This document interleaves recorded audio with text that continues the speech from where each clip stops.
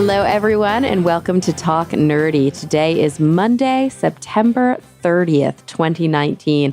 I'm the host of the show, Cara Santa Maria, and this week we're going to be speaking with physicist Dr. Sean Carroll. But before we dive into that, I want to thank those of you who continue to support the show. Talk Nerdy uses a hybrid model to, gain income and continue, to make it so that I can keep doing this week after week. So number one, I sell ads. And number two, I sell merchandise, although that hasn't been going that well lately. Merchandise store, a little bit slow. Check it out, guys. I have a ton of really cool stuff for sale. If you just go to talknerdymerch.com, or you can go to carasantamaria.com and you can click through to find the merch store. Lots of cool stuff, but okay. I'm so bad at hawking this kind of thing. It's there. It's there if you're interested. I would check it out. It's a great way to support the show. But the main way that I support the show, honestly, is through Patreon. Patreon.com/talknerdy. It's a great community where you can pledge your support at any dollar amount each week that the show comes out. I mean, I'm talking 25 cents. I'm talking $25. Honestly, anything in between.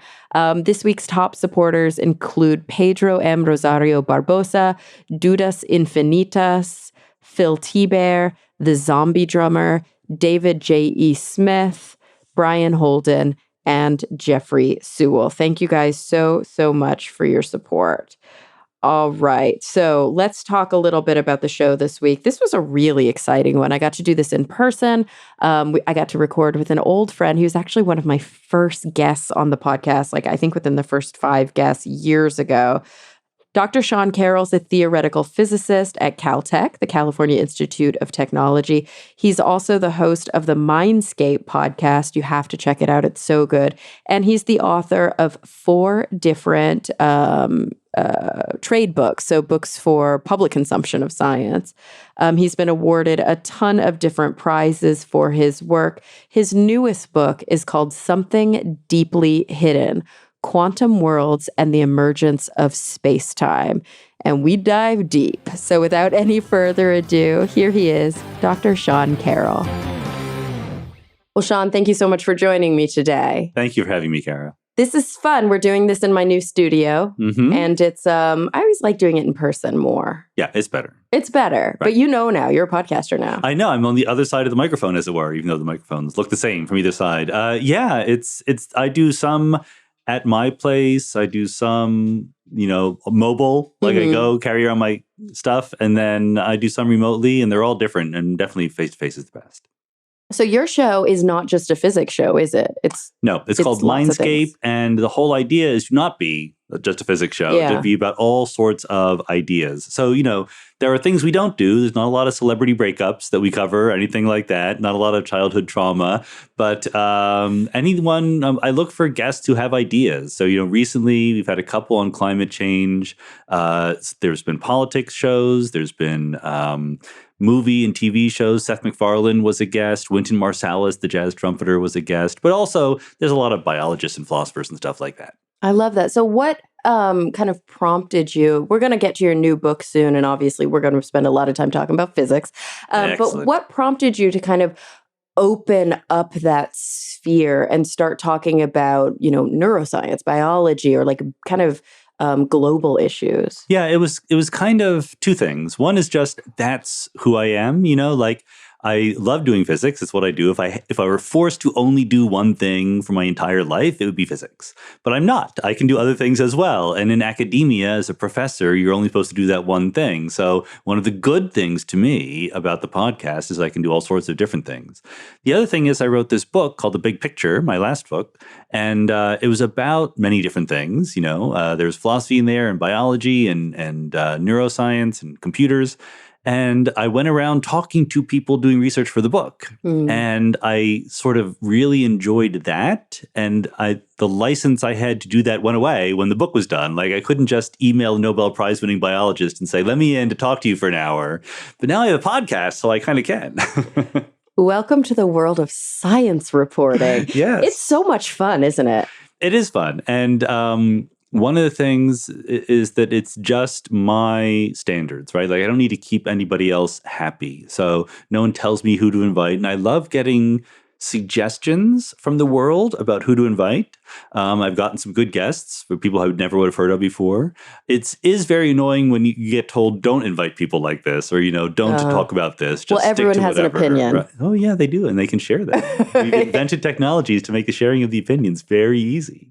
But isn't that great? Like, that's really, I think, when you talk to a lot of podcasters, the thing that they love most about the medium is I don't have a producer. I don't have an editor. I mean, you might have like a sound editor, but you don't have like a journalistic editor. Like, this is my show, and it's just stuff I'm interested in. You want to go on for another hour? Go ahead. It's really, no, I love it. And the eclecticness of the show, definitely for my audience, some people don't like it. They want me to stick to physics. Other people do like it. I think that gradually I'm sort of finding the right audience, like the people who are listening, the people who want what I'm giving them. Yeah.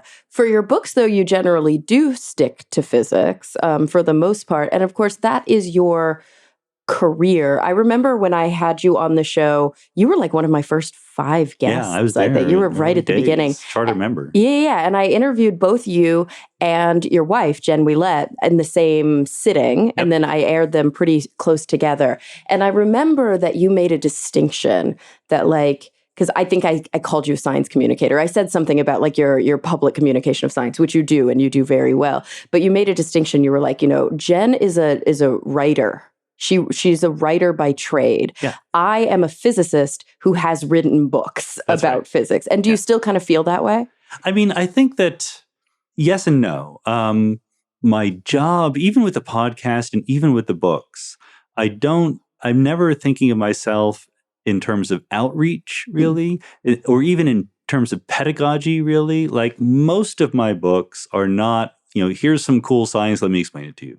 Most of the books have an argument that I want to make. Mm-hmm. And even, most of the podcast episodes, even I'm talking to someone and trying to explain what they do, like, I will engage with them in some way. So to me, it's actually doing intellectual work. It's sort of a broader scope of doing scholarship rather than reporting. Reporting is the one thing that I never do. That's just, I had to do that a little bit for my book on the Higgs boson, and I was not good at it, and I didn't like it. But and that's what Jennifer does for a living, and she's brilliant at it, and she loves it, and that I think is a distinction worth making. Yeah, that's interesting. That's interesting. I am so amazed by people who can do their academic work and at the same time manage to write books. I am so overwhelmed between 2 podcasts, working on my PhD, trying to give talks and do TV shows. I've always wanted to write a book. I've co-written a book now with SGU, but I've never had the bandwidth to just sit down and write. Now, your books are written by you. It's a lot of times you read science books, and it's and so-and-so, and you're like, oh yeah, that's probably how I would do it. Your books are written by you, and you've written how many now? This is the 4th trade book. I also wrote 1 textbook.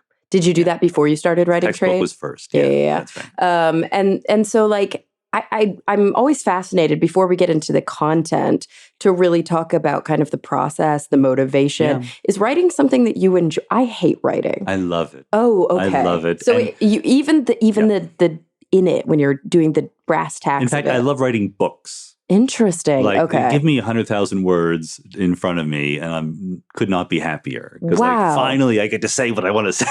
And so right? Do you deal with any sort of blank page anxiety or that classic kind of block that people talk about? There's always times when it's hard to put what you want to say into words. Mm-hmm.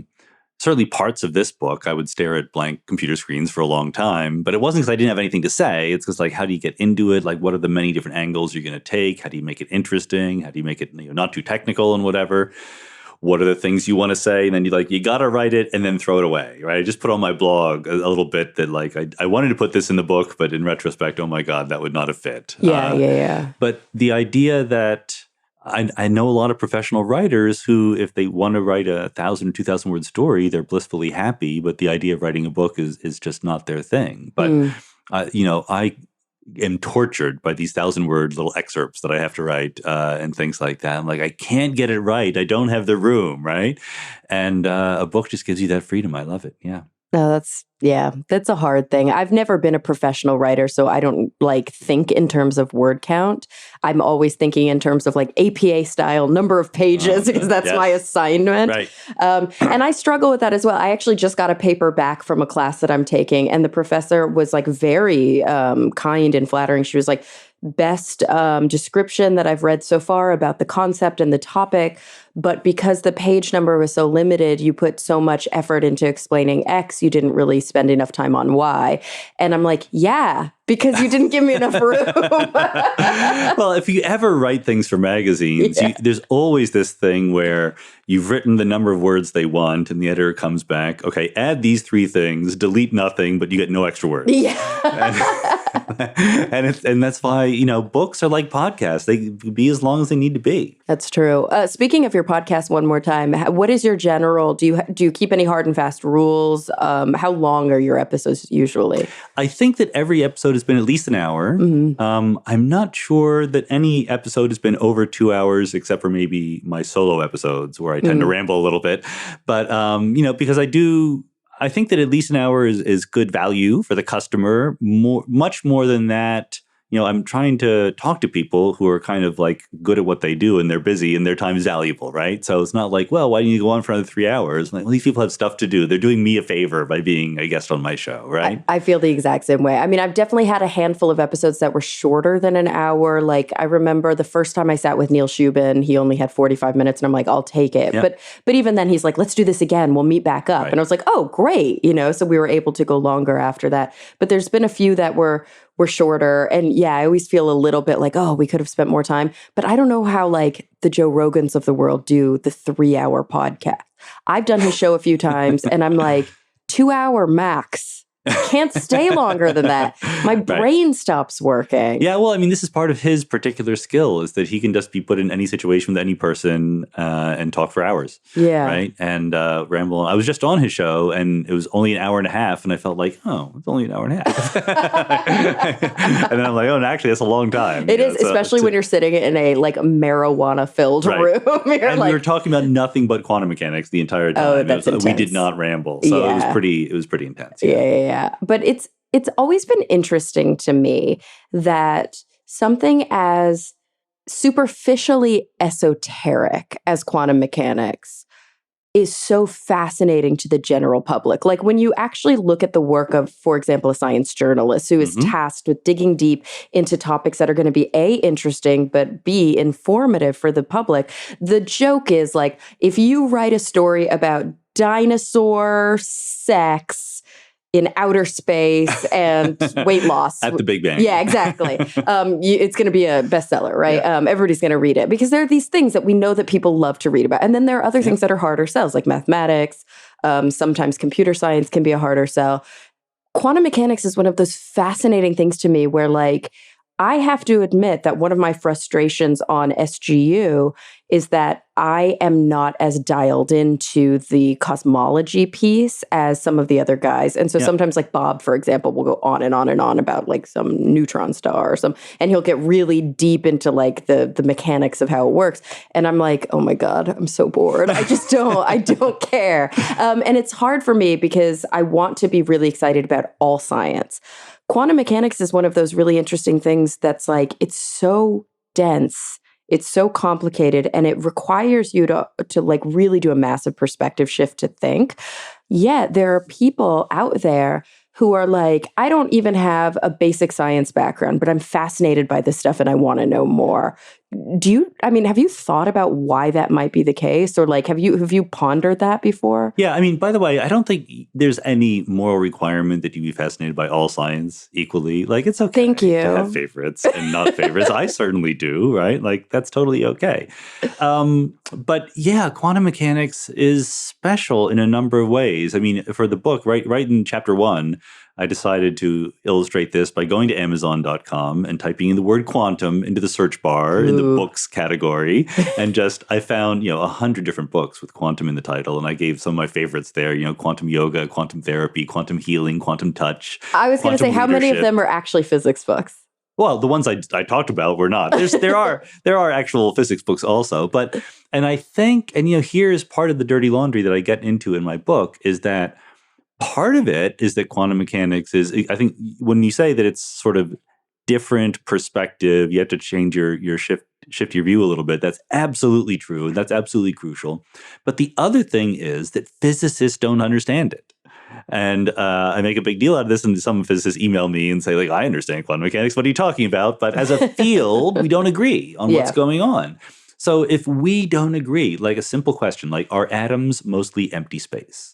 Right? This is something you will hear physicists say. I think it's entirely bullshit, this claim that atoms are mostly empty space. I think it's a misunderstanding of quantum mechanics. But to be fair, physicists don't agree on what quantum mechanics says. So, of course, that will leak into the broader conversation about the thing. Because if the experts can't agree on what's going on, then how in the world can we expect the people on the street to get it right?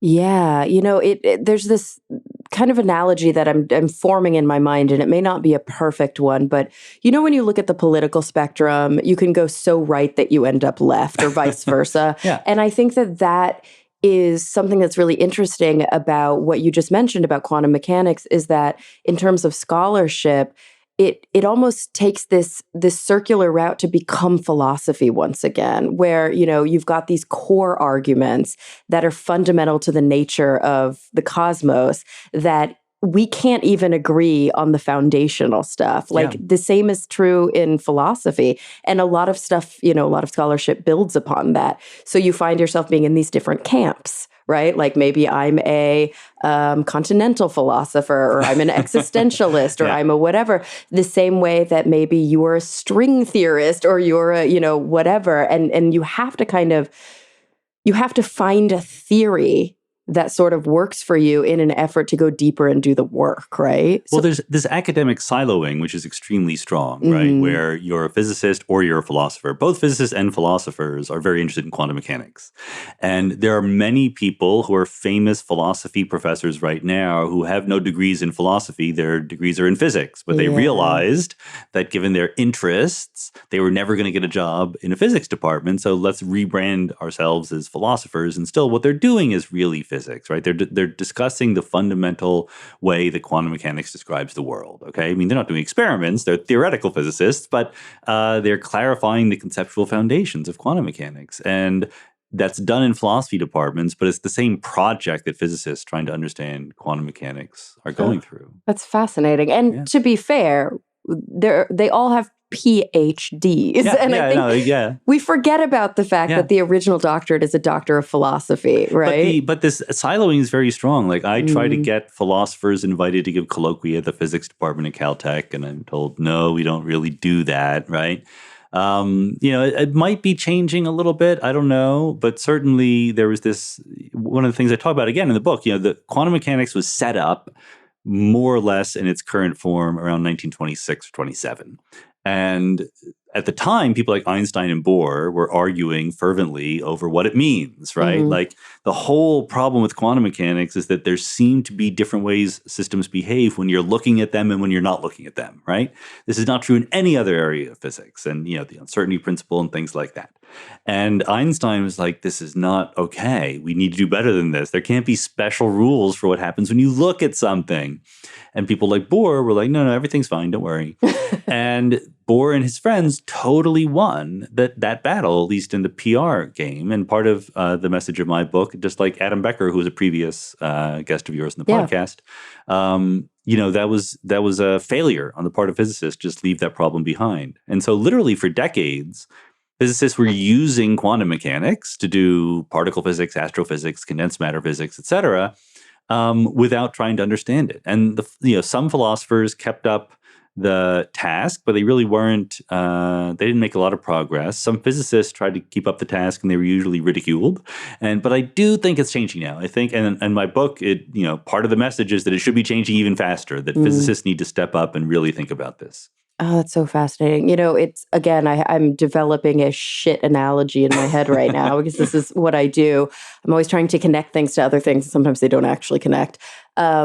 This is a classic problem in psychology as well. When you think about the core of what quantum mechanics is, it really also speaks to the experience of being human, is that we try to understand behavior or cognition from a scientific perspective. And there are a lot of very strong and very clean, science experiments out there that have done a very good job of describing behavior or helping us understand human behavior. Yet the very activity of trying to investigate one's own mind makes the mind change. It makes the mind do and say different things. And so in doing that, you have to take that into consideration, but most people just don't. They just kind of ignore that problem.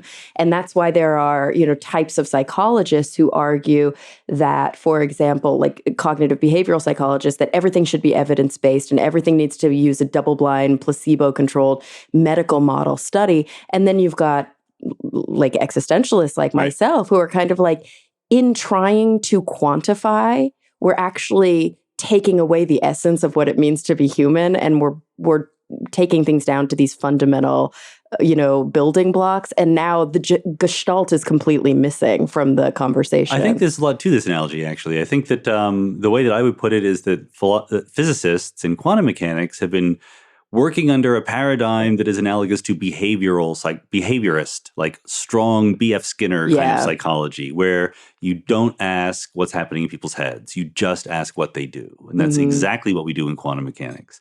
And, the whether or not introspection is useful and whether or not, we can think about other minds in useful ways is an interesting question, but just the basic question, there is something happening in people's minds. Maybe we could talk about that. Is analogous to in quantum mechanics. There's something happening when you observe a quantum system. Maybe let's talk about that. Oh, and that's what's happening now, or at least starting to. I think it's beginning to happen now. Yeah. So I've often thought, a book like mine, hopefully some of my colleagues will read it, but probably not. But probably a bunch of teenagers will read it and they will grow up to become physicists, right? So once people in any profession reach a certain age, the chance of them undergoing a dramatic paradigm shift in their thinking becomes very small. But if you can get them young and say, like, look, kids, this is very important. We should be thinking about this. Then I'm hoping that 30 years from now, people will really be thinking about it in a different way. I actually just reread Thomas Kuhn like last year for one of my courses. I can't remember, like history of psychology or something. And I hadn't read it since I was a philosophy minor in undergrad. And rereading it now, I'm like, oh, like I can take so much more of this in. I've seen this. Yeah, exactly. Like I've lived this life. Yeah. And of course, not everybody agrees with everything that he posits in that book. But one of the biggest points he makes is exactly the point you become entrenched. It's actually almost fundamental to being able to be a good academic in a way. And that's not saying that you should become entrenched, but it's hard to maintain a fully open mind, because in order to be successful in your work, you get narrow usually. You really you work on a specific problem.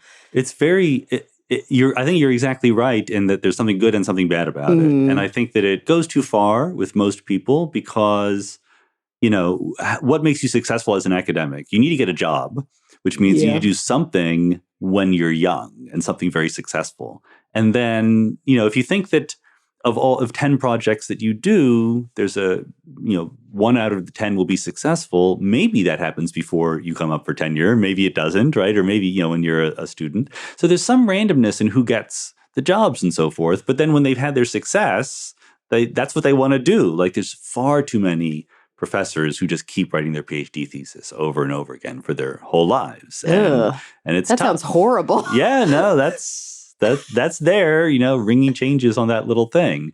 And there was a poignant moment actually in the movie Particle Fever. This is a documentary about particle physics these days. And it came out at the right time because, the Large Hadron Collider had just turned on. We found the Higgs boson. But physicists were really hoping and expecting to find more than just the Higgs boson when the Large Hadron Collider turned on. And they have not. And the fact that even now they have not begins to make us question what we're doing. But 5 years ago, it was still like, well, we haven't found it yet. But there was this moment in the movie where two senior physicists are talking to each other, and they were both people who had worked on supersymmetry their whole lives. Supersymmetry is an idea that came along in the early 1970s, and it's now the 2010s, okay? No evidence for it has been found, but still it's very, very popular. And one of them said, like, if we don't find supersymmetry, like, how will you feel? And the guy said, yeah, I'll just work on something else. And the other one's like, no, my career will have been a waste. My whole life as a physicist will have been an entirely wasted enterprise. How sad Yeah. to view it that way, that like, yes, sometimes we have a hypothesis that seems tenable and we spend a lot of time on it. I mean, this is the case for people in their daily lives, even if they're not scientists. You have a relationship, for example, and your hypothesis is that the two of you are going to really make it work and stick it out. And my view is that a successful relationship is one that begins, is full of love, is full of, memories. Whether it ends or not has nothing to do with the success of the relationship. If anything, I think that very successful relationships end when they should end. Well, yeah, that's very important. That's right. As opposed to like keeping on going. Yeah. But it's so sad to me when people have that perspective that because something didn't come to fruition in whatever standard that they've arbitrarily set to be like success, that everything was a waste. It's like they just have to throw it all away. It's a tough one because we're in a realm of physics where the timescales are long, right? It takes decades in between new particle accelerators. It takes decades for theories to be developed. Human careers are measured in decades. That's it, right? So it's very, very possible to spend your entire life doing an idea that just doesn't work out. And so it's a very good question. Should you try to diversify your portfolio? Should you work on a little bit of this, a little bit of that, thinking that something's going to work out? Or should you say like, no, I think this is the most likely thing. I'm going to bet all the chips. I'm going to push all in. Yeah, because that's the thing. That guy who spent his whole life, or I guess they both did on supersymmetry, they may go down in history as the guy who worked on that one thing that didn't end up working out, but still they're in the history books. Do you guys when you like have an undergraduate physics department, is there a history and systems of physics? No, certainly not. Physicists don't want to hear about their own history. What? That's so sad. That's such an important part of psychology training. We literally lie about our history because it's way easier to make up a fake history where everything was logical and perfect rather than the messy reality of it all. That's so sad. I did do so much research for this book on the history of quantum mechanics. I had no idea. Oh my gosh. Can we start some sort of petition for physicists to learn about history? Programs for, history and philosophy of science sometimes, right? Yeah, but that goes back to that siloed problem. Exactly. The physicists aren't taking those classes. Scientists. No. Yeah, that's a bummer. Like it just one required course where it's like, I want to learn how I know the things I now know. This is a massive part of psychology. Everybody has to study Freud, even if they think Freud is a total crock of shit, because they know that in the time when Freud did what he did, it was, a reaction to X and it led to Y. And this is how we started to change the way that we view things. It's so important to understand that. Yeah, and philosophy also, you study Plato and Aristotle, right? Even today. But physics is the opposite. Like we tell ourselves this story, Einstein just didn't understand quantum mechanics. And that's completely false. Einstein understood quantum mechanics better than anybody else, right? But he had objections to it, which just were never quite fulfilled. And there's a lot of, stories in the real history that are fascinating. But physics, to be fair, there's a lot to get into little young people's brains when they're undergraduate physics majors, right? So I would love it if they knew more about the history, but I get why they don't carve out time for that. Yeah, I mean, and I'm, again, looking back at kind of the curriculum for me, my undergraduate, I was a psych major, but I was a philosophy minor, so that helped. So I was able to take like philosophy of natural sciences, philosophy of psychology. But even in my history and systems of psychology course, basically it was like a basic rundown.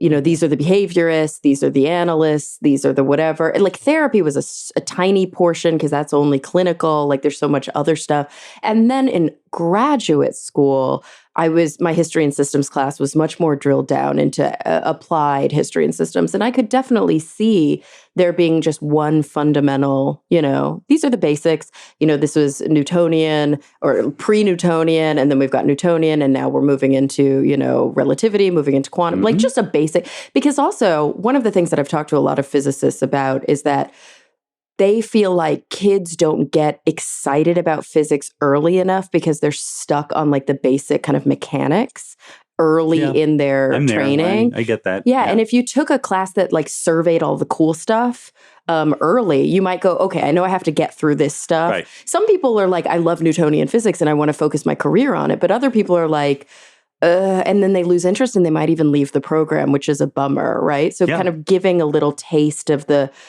weird stuff I've early. long believed that. Yeah. And it's a little bit difficult to do because there's, prerequisites and you feel like you're watering it down. But I think at the very least, I think Caltech actually does this, have a course where all the first year students are required to take it. And every week a new faculty member comes in, talks about their research. Oh, right? yeah, that's cool. So they at least get an idea like, okay, there is a little carrot pulling me forward. Yeah, like you don't have to write some, 30-page paper about the outcomes of, blah, blah, if you don't understand it yet. Right. But just listen to somebody talking about what they do in their lab all day. That there is something cool at the end of it. Yeah. Yeah. Actually, I think it's actually much more important at the high school level, right?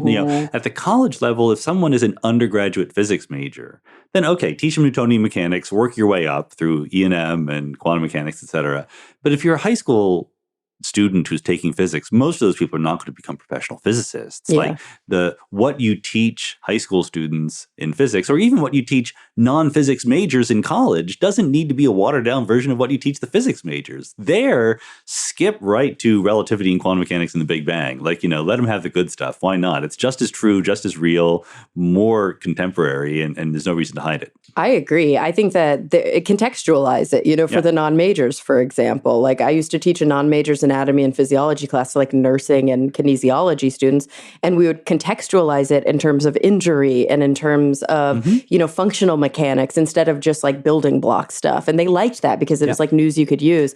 I actually have an ex-boyfriend who is much older, and he went to Cornell and told me that he took physics for poets from Carl Sagan. Oh yeah, I believe that. Which is very, very that's cool. That's pretty good, right? Yeah, and so he wasn't a physics major at all. He was a classics major, but being able to take a course like that and at least get a taste of it, what a cool idea. Yeah. I would love to see more multidisciplinary stuff like that. The idea that the way that we teach history majors physics is by having them do simple inclined planes and pendulums just makes me crazy. Like, they'll go through, forget about the Big Bang. They will never heard of entropy, right? Because that just they don't get that far because you just take the physics curriculum and you water it down. I think it's insane. It's absolutely insane. You have to kind of match the mechanics with the application. And I love the idea, telling the human side of the story. Like even if physicists say, well, we don't have time to delve into history, but in physics for historians, then there'd be perfectly good reason to have a lot of the history in there. Well, and take a note from the successful science writers out there, right? We know that if you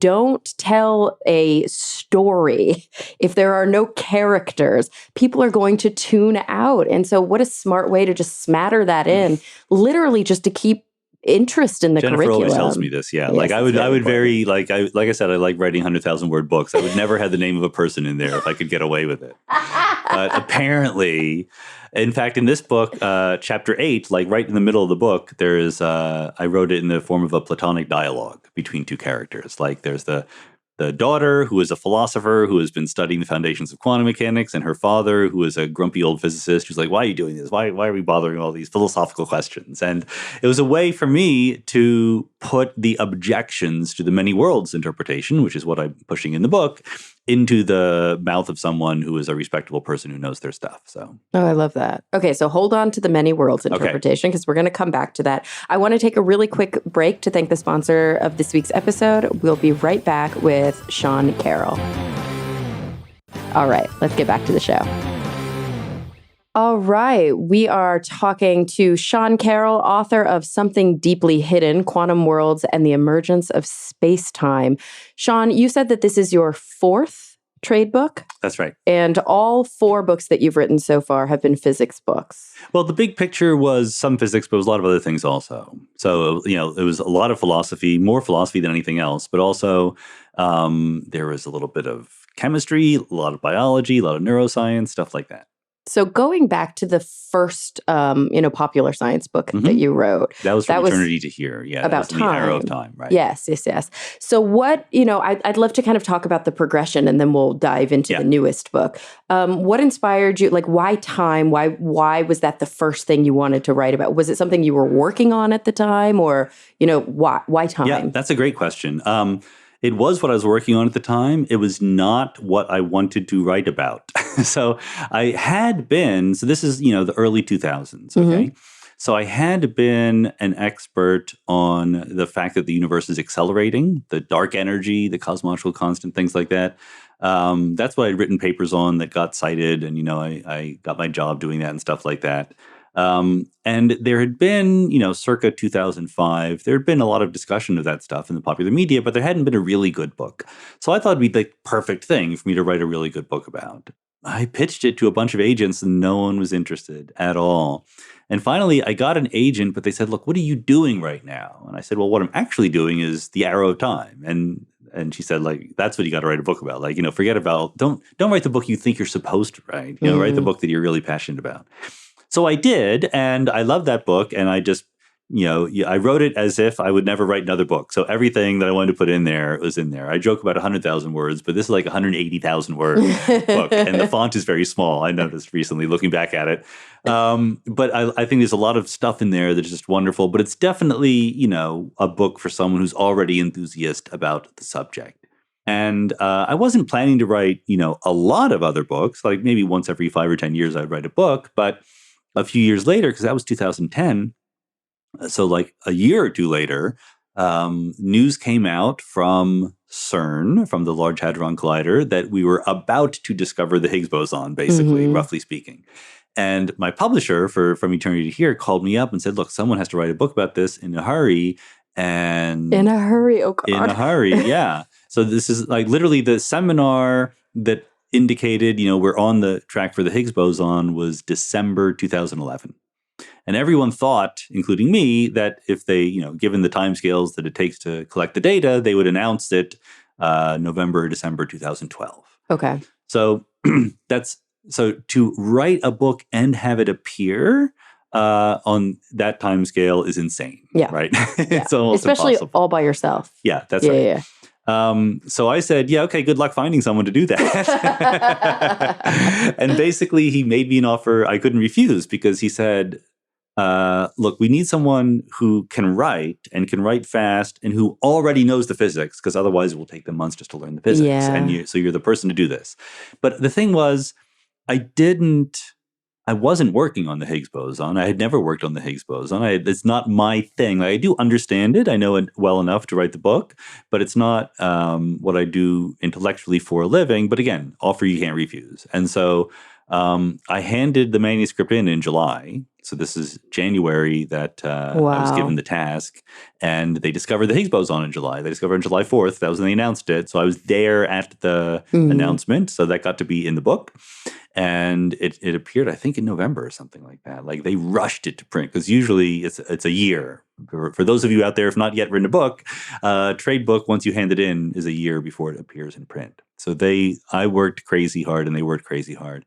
And it was really, it was a success. It won prizes and things like that. But I just did it for the money. Like, honestly, and I worked really hard at explaining the difficulties of quantum field theory. But I wasn't making an argument, like I said before. It was just straight reportage in some way, straight pedagogy. And that was, a very, very sexy topic at the time. Oh, yeah. It's something that is important to understand because I remember when you gave a talk kind of from the book or about the book, and probably my biggest take home from it was trying to kind of see or understand these things as fields and not particles. And that became a big, important kind of change in my perspective. So it's like, if I could take anything away, that was a big thing. You that took I away took the right thing. Yeah, so good. I used it as an excuse to, pitch my perspective on these things. But you're right. I won the Royal Society Prize for Science books, and it's clear that the prize was being given not to me, but to the Higgs boson. Interesting. It was just it was the right place, right time kind of thing. Do you feel like it's a little bit flash in the pan, not the book, but the boson itself, like the actual discovery? Are people still chattering about it? Oh, yeah, no, it's crucially important. I mean, it's absolutely central. We're still trying to figure it out. The world is not giving us a lot of clues to figure it out. Nature, the experiments, the experimentalists are doing amazing work, and they're just not getting a lot of surprises, unfortunately. Is that because our accelerators just aren't big and powerful enough? Hopefully, because the question is, do you want to spend $20 billion building the next one, and you have with the Large Hadron Collider, there was really, really good reason to believe you'd find something. And we did And we find did. That's one right. thing. There was like 90% or more confidence you'd find the Higgs boson, and there was at least 50% that thought that you would find a lot of other things. So we were lucky on the 90. We got fortunate, not lucky, but we didn't do well on the other 50%. But because it won that prize and things like that, I got to I had the authority to do whatever I wanted for the next book. Like I had been a good soldier, right? And it won a prize. So I wrote the big picture. So, my grand overview of how we should think about the universe and poetic naturalism and fitting it all together and why we don't need to believe in God and, how we can find purpose and meaning in our lives governed by the laws of physics and the whole bit. And to everyone's surprise, it made the bestseller list. Like that, like my publisher was like, "What?" Like it sold more copies than the Higgs boson book by a substantial fraction. But it also was broader in its appeal, I think. Well, it was broader, and it was what I cared about. And I think that your passion came through. Yeah, to be a best-selling book, you don't need 50% of the people in the street to buy it. You need, some tens of thousands of people to buy it. And so if someone is passionate enough to write a book about it, then, maybe there's tens of thousands of people who are passionate enough to read it, right? So that was good. And then the quantum mechanics book is sort of back to narrowly focused in the sense of being a physics book, which the big picture was not.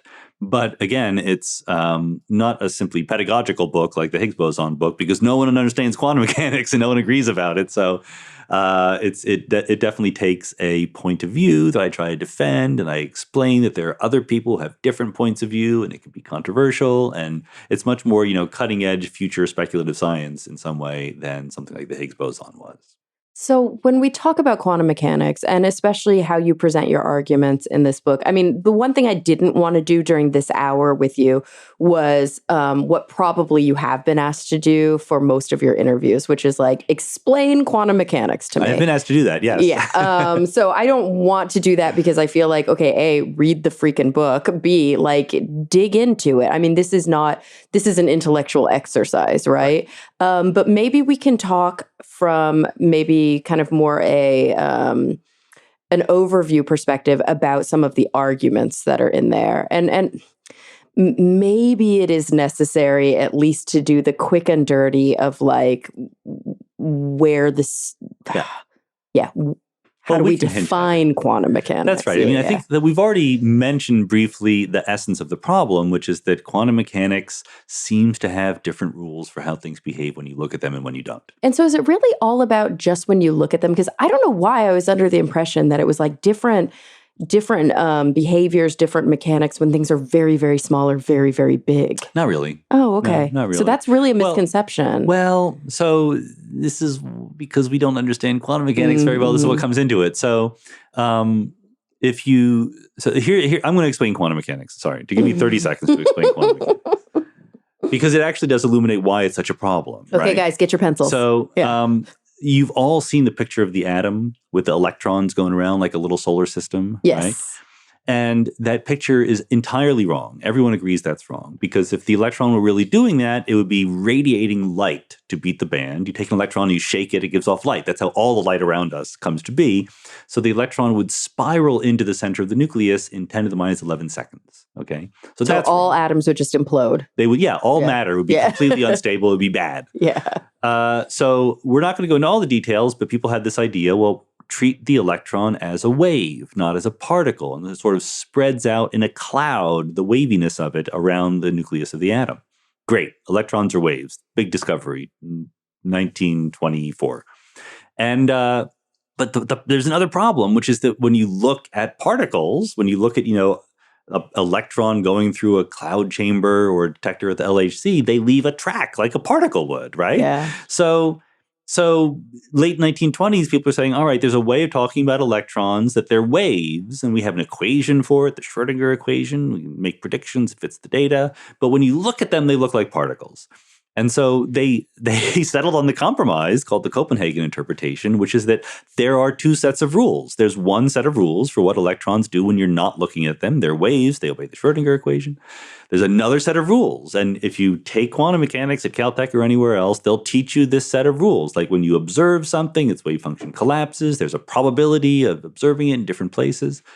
And if you say, well, what do you mean look at? What do you mean observe? What do you mean measure? They'll say, yeah, no, we can't answer that. That's not what you're supposed to talk about. Don't ask those questions. That's but aren't there experiments, like the slit experiment? Like there's a physical way to measure? Well, you can measure things. Oh, okay. But when you say what happens, what counts? Gotcha. Like, could one atom do the measurement? Or like, this is where it gets into your question of, do they have to be big?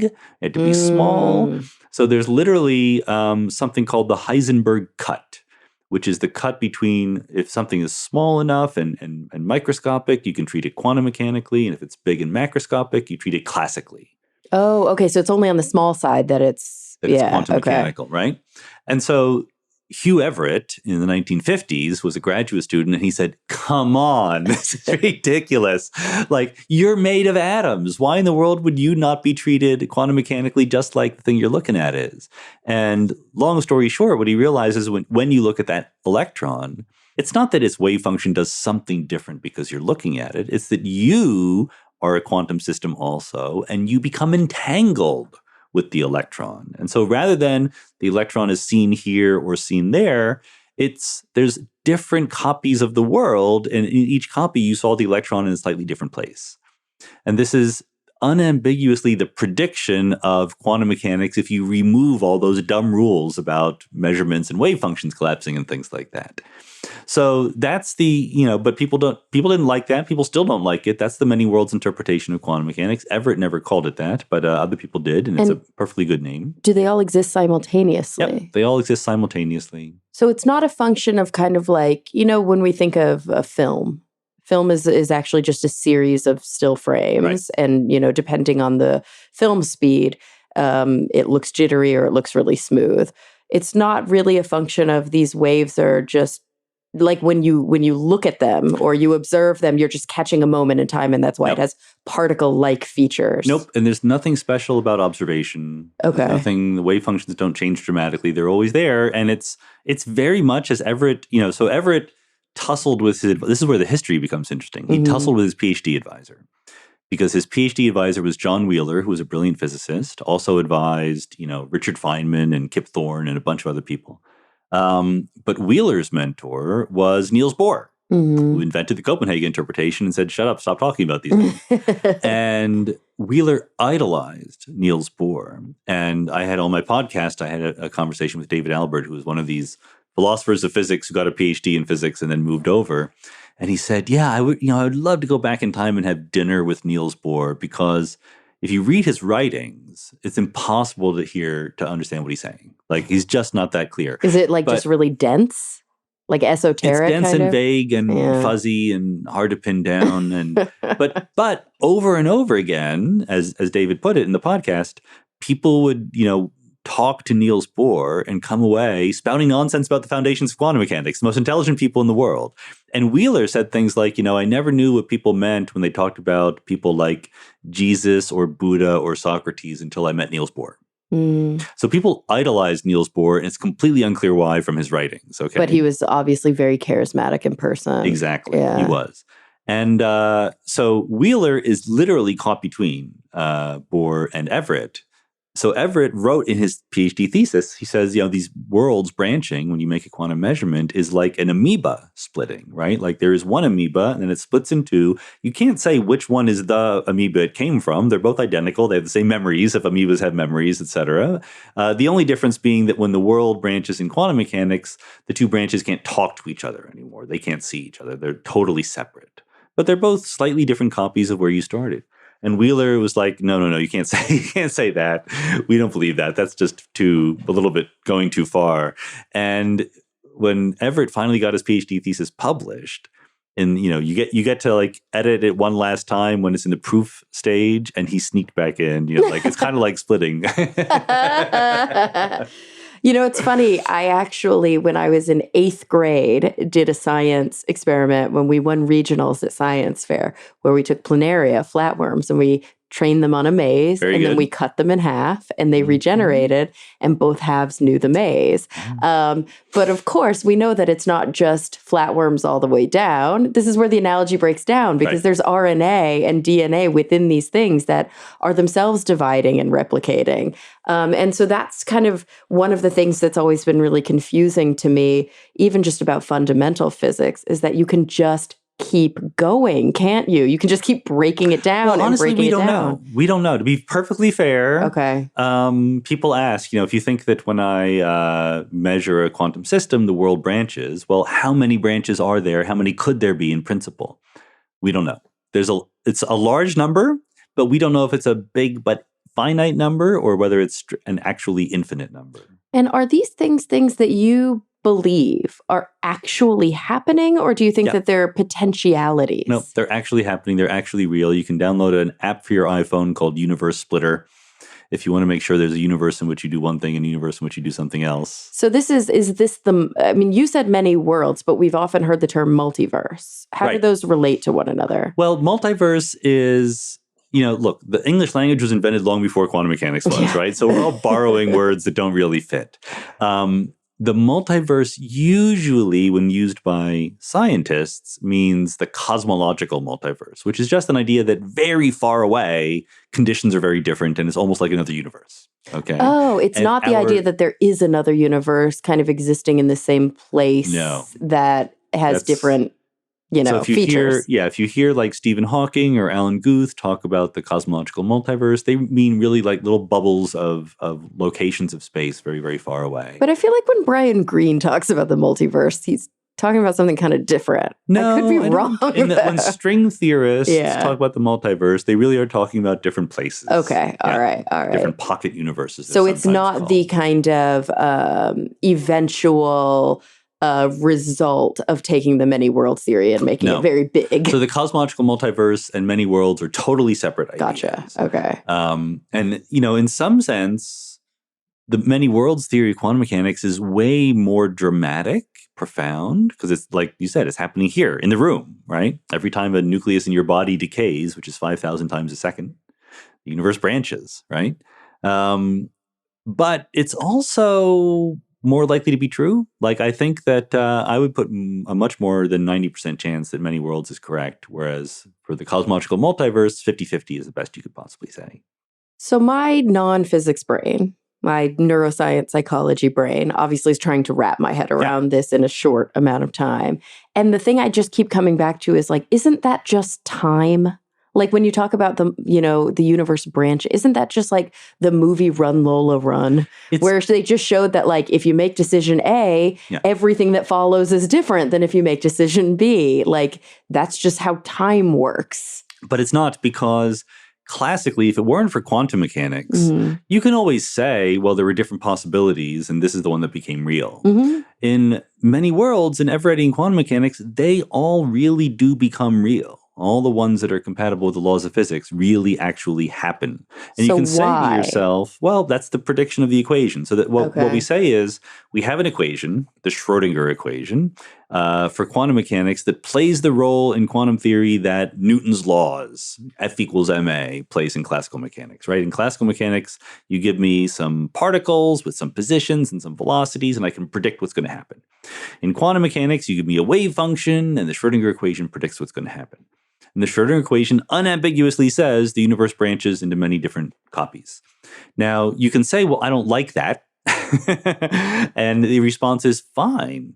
Change the Schrodinger equation or alter the theory in some way and ask if it's still compatible with what we see. This simple view, like this is why in the book I call ever-readying quantum mechanics austere quantum mechanics. It's not that it adds a bunch of stuff to quantum mechanics. It takes a bunch of stuff away. And the worlds are either there because that's what the equation says, or you can come up with a new theory in which they're not there. Now, number one, why would you do that?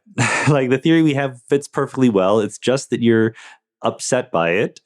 And number two, when people try, it turns out to be really hard to change the theory in a way that fits the data. So what you're going for here, and other theorists who are interested in the same things you are, is like a more parsimonious, kind of a very elegant equation. You don't want to make it more complicated. Well, what you always want to do is be correct, right? You want to describe the data. You want to fit the data. So it's attributed to Einstein. I'm not sure if it's true, but you want your theory to be as simple as possible, but no simpler. Yeah. Right? And so it's almost impossible to imagine a theory that's simpler than Everettian quantum mechanics in terms of the fundamental ingredients. Its predictions are mind-bending, and there's all these worlds out there, right?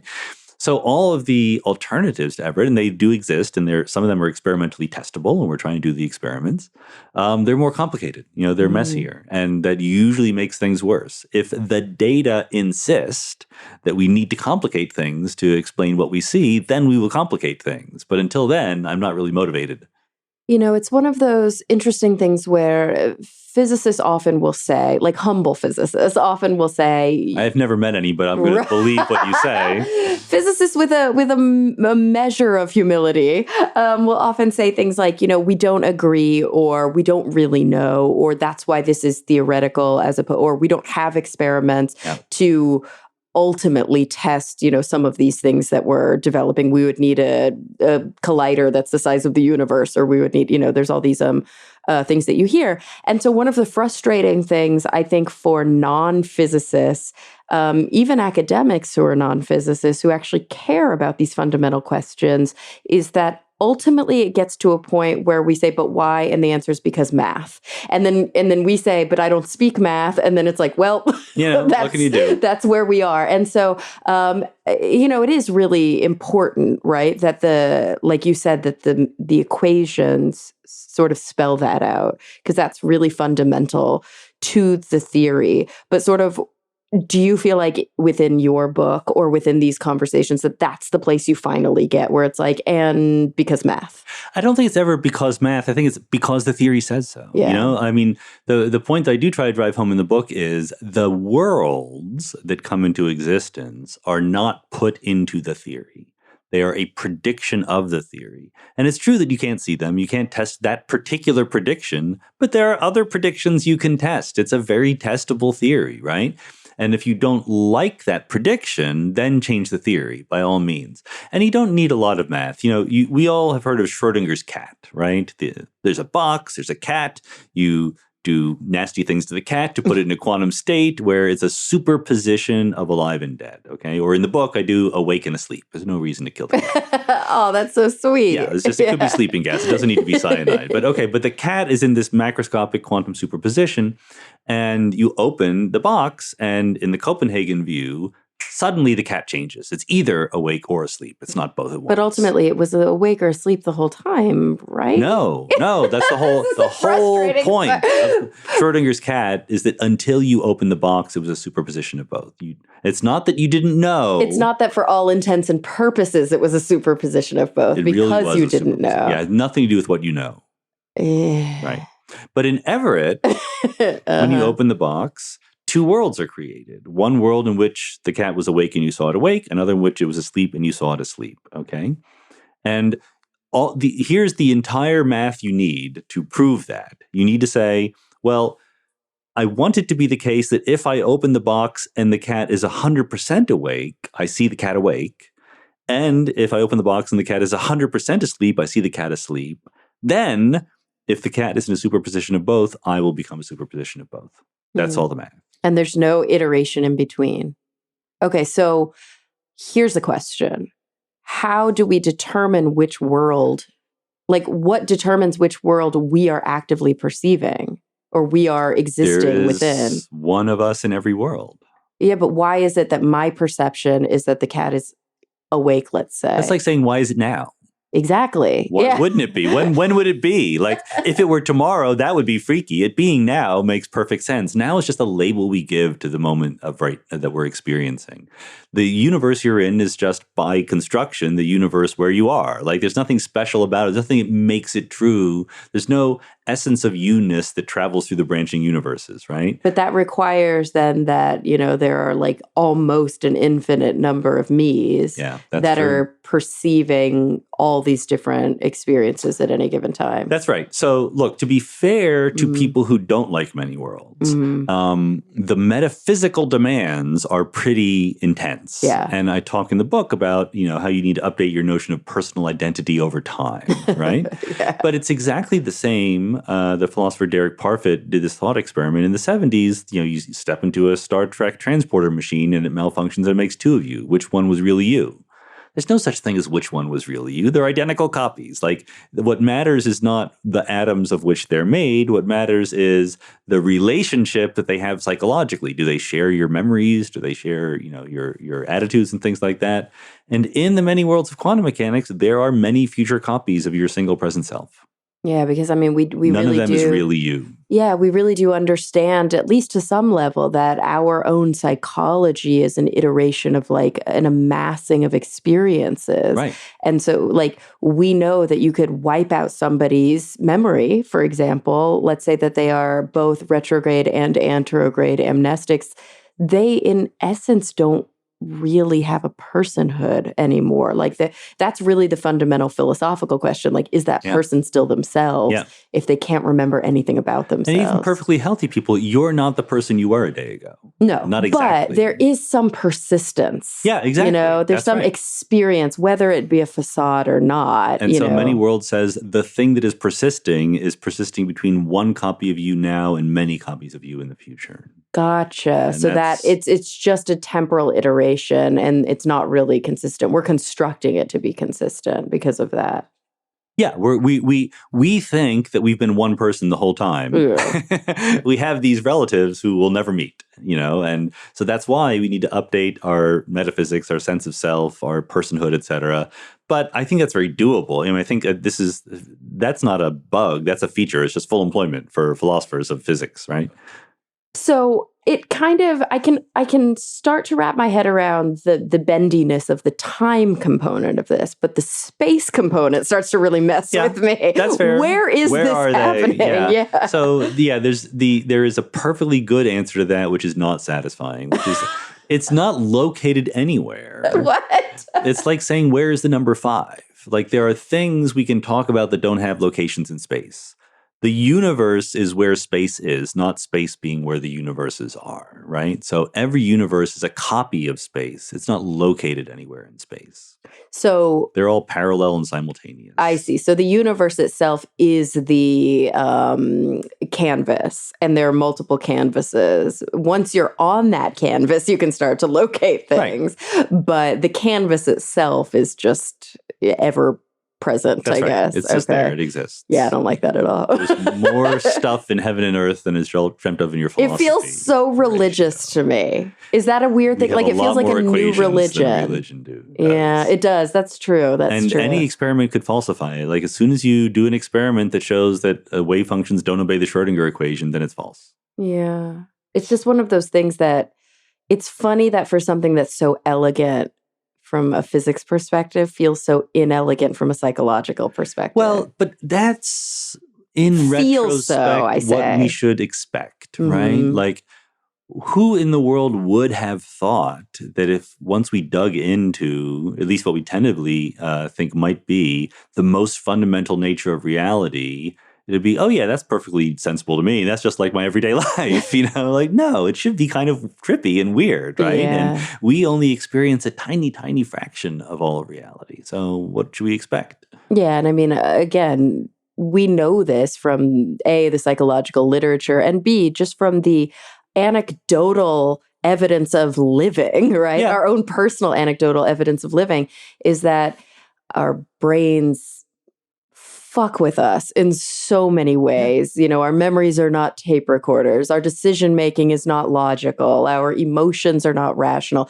Like, we know all of these things to be true at sort of a macro, that's probably not even the right word to use, non quantum Yeah, well, psychological level. Yeah, right? at a I mean, psychological human level. That's right. And the history of science, by the way, is a history of human beings occupying less and less of the universe, right? The universe keeps getting bigger the more we discover about it. So Absolutely. we shouldn't be surprised if And we there's a lot more become out there. less and less central. Yeah. Yeah. Yeah. That's true. Get And over yourself, really. that's really what this comes down to, is like it's like working on our hubris. I think the reason that this theory is so difficult conceptually is because it does really question the observer in a way, like the person who is the one thinking about it and introspecting about it. It makes, not only does it make us small, because I think that's a simple way to put it. I could deal with feeling small. It makes me almost irrelevant or non-existent or not contained in a way. And it speaks to one of the central existential kind of issues that a lot of existential psychologists and philosophers speak to. You know, I've mentioned this on the show before. I'm a big fan of Yalom's work, and he writes a lot about existential psychotherapy. But he says that there are 4 givens of existence, and those givens are the reason that most people seek therapy and have like crises in their lives or experience terror or trauma or suffering. They are fear of death, loneliness,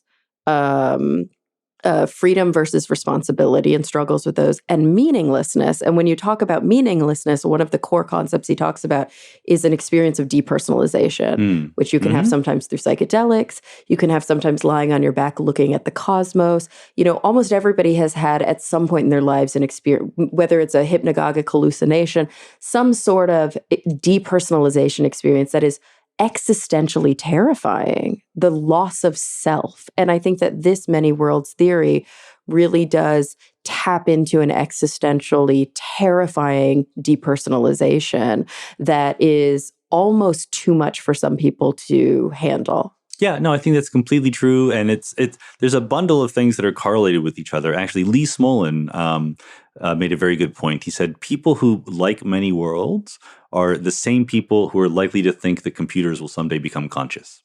Interesting, because I don't agree with that either. Well, right, but the point is that there's no relationship at all between quantum mechanics and computers becoming conscious. But the question is, how far are you willing to go away from our everyday human manifest image of the world and say, like, don't worry, it'll get there. Like, we'll fill it all out. Or, yeah, kind of like look at Moore's law, calculate it out, and see what the eventuality is. Well, it's probably going to happen. I think, some people look at computers and look at people and go, look, these are just different. Quit it. And people like look at electrons making tracks and like, look, there it is. There's only one of it. Quit it, right? And there's another kind of perspective which says, let's find the simplest underlying theory and trust it, right? Until we have reason not to. So that's what the Everettian does. That's what the strong AI people do. The strong AI people are going to say, look, we're all atoms. It doesn't matter whether it's silicon or carbon-based. It's the same kind of information processing going on. Why couldn't a computer be conscious? And there will be people who say, no, there's something in essence qualitatively different. And the strong AI people go, no, it's just atoms. And so I'm a strong AI person in that sense. Like, it's just atoms. That's what the big picture was all about, really. Like, how do you explain all of this richness of human experience in a world that's just atoms obeying the laws of physics? Okay, so getting towards the end of our conversation, but I do have to ask, how do you respond to people who say, okay, but this feels dogmatic to me? Like you're saying, stick with the theory, take it to all of its eventualities, and until there's something better, you've got to just be kind of faithful to the theory. How is that different from some sort of dogmatic religiosity? Why not find yourself going, yeah, maybe, but also maybe not? Yeah, well, everyone, that's fine. Maybe, maybe not. That's completely fine. But there's, this is the difficulty of reasoning in a world of incomplete information. On the one hand, we don't know the final answers to anything. On the other hand, we can't act like every possibility is equally likely either. We put different credences on different possible things, right? So sure, we don't know for sure that many worlds, for example, is right, but we should assign some probability to it. Like I said, I would put more than 90%. And that you act differently if that's true than if you think it's 10%. Yeah, I mean, this reminds me of a book on atheism that I read really, really early on, and I'm trying to remember who the author was. I think it was Smith, but I can't remember. It was The Case Against God by George Smith. And one of his arguments that he made, Atheism, The Case Against God, was that we are all, like when people try to say, oh, you're a dogmatic atheist or you're a blah, blah, blah. And it's like, no, we're all agnostic, but we can't live our lives that way. Like ultimately, nobody fundamentally knows, and I know we've had this conversation before on air, whether you're the most dogmatic Christian or the most firebrand atheist, there are gaps in our information. And there are things that science can't necessarily, like by definition of the argument, classical philosophers have made it untouchable by experimental science. Like that's kind of the point. Well, yeah, unless the argument is crazy nonsense. Exactly. And so what he argues is that we either live our lives as theistic agnostics or atheistic agnostics. So I just drop the agnostic label because for all intents and purposes, we're either theistic by our nature, by our experiential nature, or we're atheistic.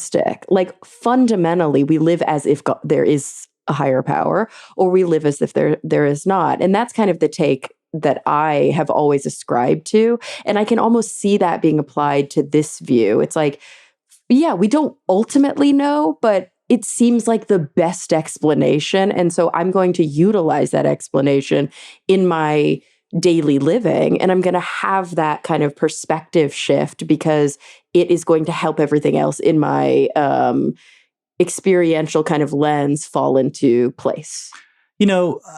I'm mostly in agreement with that, but I have to nitpick a little bit just because that's what I do. So I would not even put that much emphasis on the word agnostic because people seem to be, to pull for that word in the context of the existence of God, but nowhere else. No, it's true. But the argument that, sure, we don't know anything with 100% metaphysical certainty and therefore should be technically agnostic is true about every statement. It's not just true about God. It's true about, like, is this table really here? Am I a brain in a vat? Are there ninjas behind the wall ready to attack me? Like, but I don't say, well, who knows? Maybe, but I'm going to act one way or the other. Like, no, I know well enough that the table's really and here. that is kind of the point, right? Is that the label agnosis is ultimately not a functional label. Yeah, it doesn't distinguish anything from anything else. Exactly. From a philosophical standpoint, it's an important, conversation to be had. But ultimately, like I keep saying, for all intents and purposes, it's meaningless. That's right. And I think he's actually so many worlds is not anywhere near the level of credence that we should put on the table being here. Right. Good. Okay. But maybe the level of credence on God because the table not here is being 99.999, and many worlds is 90%. I mean, that's a big difference. What's your percentage you put on God? Oh yeah, 0.0001. Yeah, so it's like the table. Yeah, that's right. So I go through my life, and look, even many worlds, even if it's 90%, 10% things happen all the time. But as a working physicist, I can't say, well, I'll spend 90% of my time doing this theory and 10% of the time doing the other because that is less productive. Like my physics research assumes that many worlds is right and goes on from there. I don't want everyone's physics research to do that. Oh, that would be bad. Yeah, that would be bad. I want other people to be exploring other options, but that doesn't mean I feel the need to explore those other options. I'm choosing to, place my bet on what I think is the most likely outcome. But it makes it available so that people can read a book like Something Deeply Hidden, but they can also read a string theorist book, or they can read a book about even when it comes to the actual, like what's an alternative to many worlds, for example? Hidden variables. Hidden variables. Okay, we didn't even talk about that. So you guys can look that book up yourselves. Read my book. Yeah. I don't think there's a great popular level hidden variables book out there. There's another one which is called Cubism. Okay. Quantum Bayesianism, which sort of denies that it's important to talk about reality and just says talk about what we're going to observe. It's sort of in that Copenhagen tradition. It's almost like a logical positivist kind of. Yeah, kind of. Okay. And that was similar. That's related to Copenhagen. Instrumentalist in terms of what you're predicting. And there is a book by Hans Christian Bayer, I think, on Cubism called Cubism. Cubism spelled Qbism. Quantum Bayesianism. Oh, so not qubits That's and a not cute little thing. Oh, how funny. So not Picasso's cubism and also not like qubits. That's right. Like that's a whole other Yep. thing. Another thing. Just but you said the alternative to the many worlds was hidden variables is one, cubism is another one. There's others. But the first one, hidden variables, there's probably not a popular great book yet. You need to task somebody with writing that. I don't care. Oh, but wouldn't They it can be do that. But wouldn't it be fun for us, the viewing public, Sure, to watch you and the hidden variables person stand up on stage and have a really, rousing conversation? It happened at the World Science Festival a couple years ago. Well, you're welcome to look at it. Okay, so who was that you talked to? So there was 4 of us. I was up there for many worlds. Brian Greene was moderating. David Albert was defending an idea called spontaneous collapse of the wave function. He just changed the equation right away. Shelley Goldstein from Rutgers University was defending hidden variables, and Rudiger Schock was defending quantum Bayesianism. Oh, cool. Okay. Yeah. So, yeah. And it was basically all of us against the Bayesian. Oh, no. Because, that's the fundamental difference. Because, the 3 of us could get along because we're all realists. We think, what we care about is describing reality and what it does. And this sort of instrumentalist epistemic approach is don't talk to me about reality, talk to me about the outcomes of observations. And that sends shivers up my spine. Okay, so the next thing we need to do is take the Bayesian out of the equation and now see the 3 of you actually getting down to the brass tacks of where you do disagree. That could be really interesting. Talk, yeah. Yeah. Right. Okay, Sean. So, we're coming towards the end of the show, and I always close my show by asking my guests the same 2 questions. Before we do that, though, is there anything about Many Worlds or about the book that we didn't, obviously there's a ton of stuff we didn't tap into, but is there anything that you feel like, we can't leave without having at least mentioned? It's a big book full of good stuff, but the last third of the book tries to make the argument that taking Many Worlds seriously gives us a new angle on quantum gravity and space-time. Okay, yeah, that's important because that's one of those it's in the subtitle, so yeah. Yeah, that's quantum gravity is one of those things that, even I have had a conversation about that multiple times on the show because I know that it's a sticking point. One of my future book plans will be a book called The Quantum Gravity Diet. How to, be happy and successful by obeying the laws of physics. And it'll be a self-help book based on the laws of physics. Yes, please. That sounds so good. Oh my gosh, that almost sounds like the first joint book between you and Jen. Sure, that would be really great. We talked about that. Yeah, I could see you guys writing that together. That's amazing. All right, Sean. Well, I want to know now because your perspective may be worlds away from, or it may be, the classic kind of standard answers that we often hear. But number one, when you think about the future, however you define that as a quantum physicist, when you think about the future, what is the thing that keeps you up the most at night, that makes you most worried, borderline maybe cynical, even pessimistic? And on the flip side of that, what are you most excited, optimistic, and genuinely kind of authentically looking forward to? Right. So for the first one, for the downbeat one, I don't know how long it will take for the podcast to be released, but this week, as you know... Oh, this is coming out on Monday. On Monday. Okay, great. So we're going through a bunch of things. The 2 obvious choices are, number 1, the climate, obviously. I just released 2 of my own podcasts on climate change because people need to be talking about this.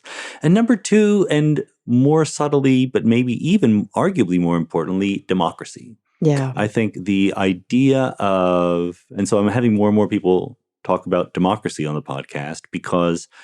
it's a non-trivial idea, democracy.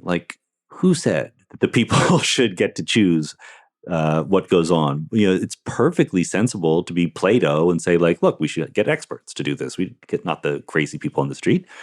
And if what we were doing was Athenian democracy, he was probably right. It was a mess, Athenian democracy. And we've had a good run with democracy, but there's no guarantee that it's stable over long term.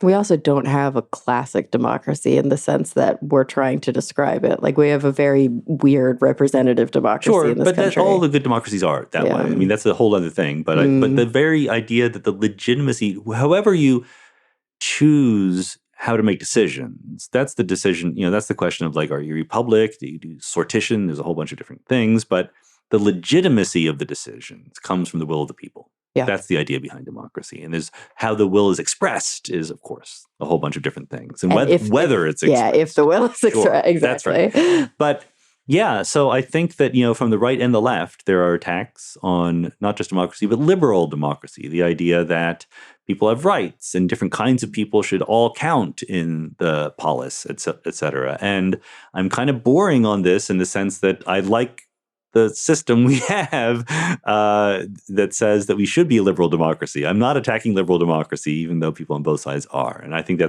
I'm worried about the fact that people on both sides are attacking liberal democracy. Yeah, and I'm also worried about the fact that this is not new and it has not corrected itself over this long, Right. and that it seems like there are just new ways that are developed all the time to suppress, Yeah. and that's And, and disenfranchise. there's certainly an enormously interesting set of questions about the relationship between democracy and the modern technology information economy, right? And the financial economy. And I had Yasha Monk on the podcast, and he talked about the fact that in Europe, um, there is this feeling that even if it's liberal, like they're better at being liberal than they are at being democratic in the European Union. Like the reason why people like in the UK want Brexit, part of it is just racism because that's always part of it. But Yeah. there's another whole thing, like they don't think that their voice is getting there. They think that the whole European government, such as it is a bureaucratic institution that does not respond at all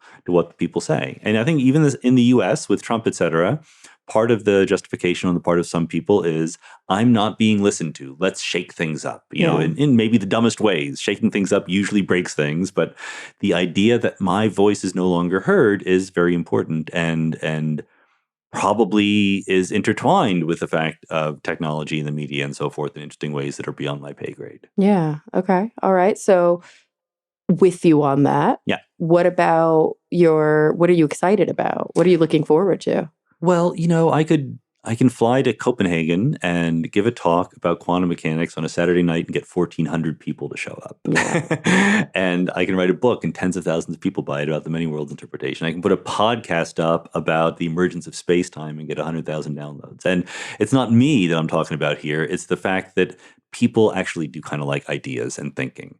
And if you don't condescend to them and you offer these ideas in a way that is accessible and engageable, and we do have all this technological ability to not silo ourselves anymore. Not just scientists, but academics of all sorts can interact with the wider world in a whole bunch of ways they couldn't just 20 years ago, right?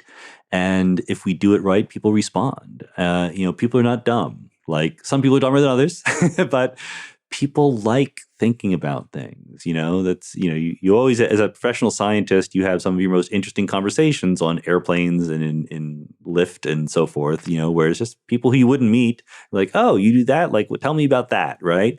If we give people the tools to think about things in interesting ways, they like it. And what they're going to do with it, I don't know. That goes back to the pessimistic side, but I'm always uplifted by how much people care about understanding the world. So I guess the one thing I have to ask before we close it out is it sounds like you're optimistic about kind of the human condition and its curiosity and its interest in knowledge and ideas, but some people might counter that and say, like, that is not the trend I see when I look around the world. Like, and maybe that's just a function of very powerful people who have louder voices than others. Do you think that fundamentally people are more like the people who are coming to your talks than like the people who are wearing the MAGA hats? I do. I think that people aren't being given the ideas that they could be. I think, and it's not sort of innocent either. Like, a lot of it is intentional, right? Or a lot of it is structural also. And I, again, don't have any grand theory of why it happens that way, but people live in their information bubbles. There's this wonderful paper that recently came out on information bubble gerrymandering. Did you hear that? Mm-hmm. And this is a whole thing that was always there, but is way more important now. But the fact that human beings are curious, I think, is a deeper, more fundamental fact than the fact that we're in information bubbles. And so I think that that's the optimistic side. Even if we're, careening toward disaster, there is a strategy that I see for making things better, giving people these ideas, letting them think about it, taking their concerns seriously, whether it's science or politics or economics or whatever. Not everyone is going to be an academic and think very deeply in abstract ways, but people like learning things. That's almost always true. People like new things, and that cheers me up. Me too. All right, guys, the book is Something Deeply Hidden, Quantum Worlds and the Emergence of Spacetime, and it's available now, right? Totally available wherever books are available. Yeah, all right. Thank you so much, Sean. This has been a pleasure. Sure, my pleasure. And everybody listening, thank you for coming back week after week. I'm really looking forward to the next time we all get together to talk nerdy.